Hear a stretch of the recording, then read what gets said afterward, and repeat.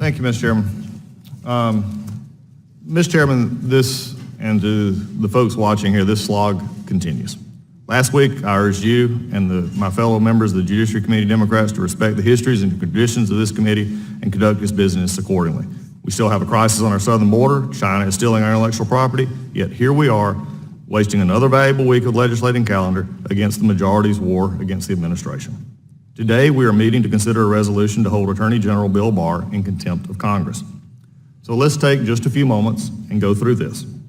What is the justification for holding Attorney General Barr in contempt of Congress? Perhaps that he failed to abide by the special counsel regulations? No, he went above and beyond what the regulations required by transmitting the full report to Congress with limited redactions.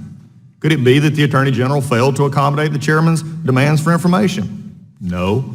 He offered to let the chairman and 5 other Democrat leaders review the less redacted report at the Department of Justice, including a 99.9% unredacted volume on obstruction.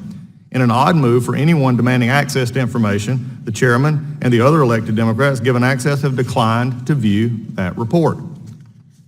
The Attorney General also volunteered to testify before this committee about the report's conclusions and his role in sharing the report. And as we all witnessed, the Democratic gamesmanship forced the Attorney General to forego the scheduled hearing last week.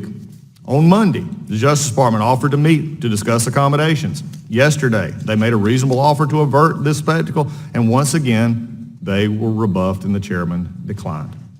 Perhaps then the Democrats believe that there has been an unreasonable delay in the Justice Department's response to their subpoena. No, that's not true either. In fact, the chairman is moving to this contempt resolution at lightning speed. It has been less than 20 days since the chairman, Nadler, subpoenaed documents from the Justice Department. When the Oversight Committee held Attorney General Eric Holder in contempt, more than 250 days had passed between the subpoena and the committee's vote to hold him in contempt.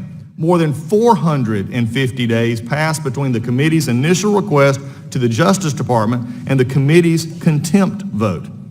Judiciary Democrats are moving more than 10 times faster than Oversight did with Holder. They have moved from request to contempt vote in only 43 days. And yet the Justice Department is still at the negotiating table waiting for the Democrats to arrive in good faith. Why this rush?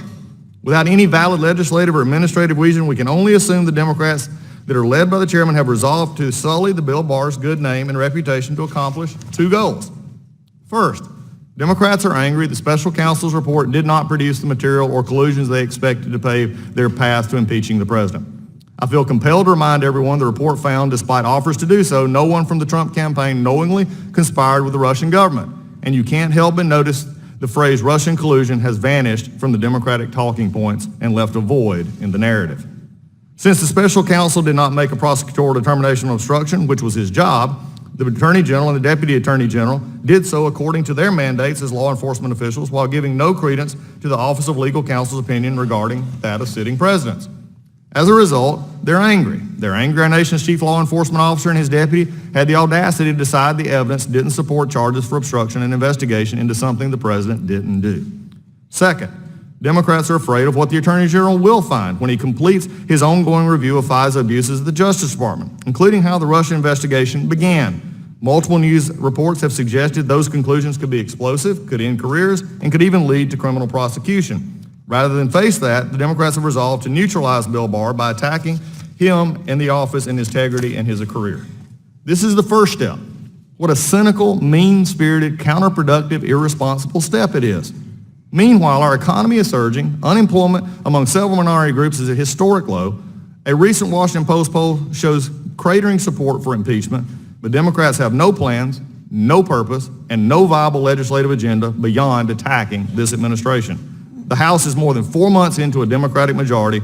How many bills passed by this committee have been signed into law? Mr. Chairman, I implore you to see reason. I ask that you recognize the craven and insincere politics that seem to be yielding no dividends for the American people. We've talked on multiple occasions and proved at last week's pharmaceutical markup that I stand ready to work with you to promote solutions. I will not, though, become a bystander as we assail the Attorney General and this committee. Our democracy deserves better. Finally, Mr. Chairman, I'd like to quote a fellow member of Congress. As a member of Congress, I treat assertions of executive privilege very seriously. I believe they should be used only sparingly. In this case, it seems clear the administration was forced into a position by the committee's insistence on pushing forward with contempt. Despite the Attorney General's good faith offer, Mr. Chairman, it did not have to be this way. We could have postponed today's vote and accepted the Attorney General's offer. Instead, by not honoring the Constitution's charge to seek accommodations when possible, the prestige of this committee has been diminished. As a result, that should concern us all. I quote Elijah Cummings. In that case, of course, the committee did seek accommodations. In this case, this committee did not. And in just a difference of opinion between me and the chairman, there has been no escalation of this except on the side of the majority. You have to have both sides at the table for accommodations. That's the way this process works. That is what I've just laid out, 10 times faster than even Eric Holder. And when we get into the other issues that have been discussed here, and again, how we deal with this is going forward with what will be the precedent for the future and will be the precedent for what we have. With that, I yield back.